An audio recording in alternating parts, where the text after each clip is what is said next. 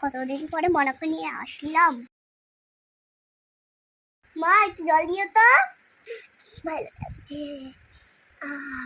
কি আরাম, সারাদিন শুধু খাবো দাবো আর ঘুরবো আর ঘুমাবো, কোনো কাজ নেই, শুধু আরাম আর আরাম। মানা কর, মামা নিয়ে গেলে দাও,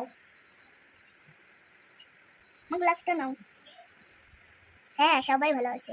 হ্যাঁ কদিন থাকবো, একটু শুয়ে রেস্ট করে নি। মোনা আমি কিন্তু শুনতে পাচ্ছি, দুষ্টুম করবি না।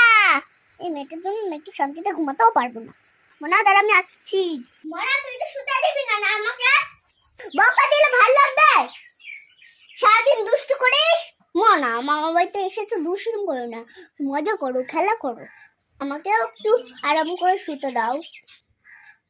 মনা ছাগলের বাচ্চাগুলোকে ছেড়ে দে, রেগে যাবে, ওদের কথা শুনিস না কোথাতে। একা একা রোদের মধ্যে কোথায় ঘুরছিস তুই?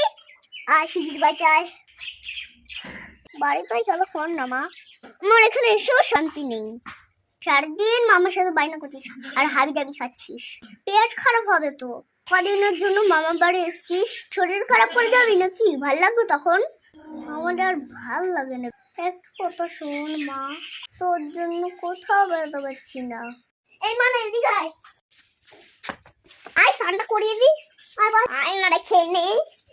এই মনা, এই মনা, এই মনা, এই মনা, এই মনা, এই মনা, এই মনা, এই মনা, তোর আমার আর ভালো লাগে না, আমি আর আসবোই না। চল আমরা এখন চলে যাবো, তোকে নিয়ে কোথাও যাবো না।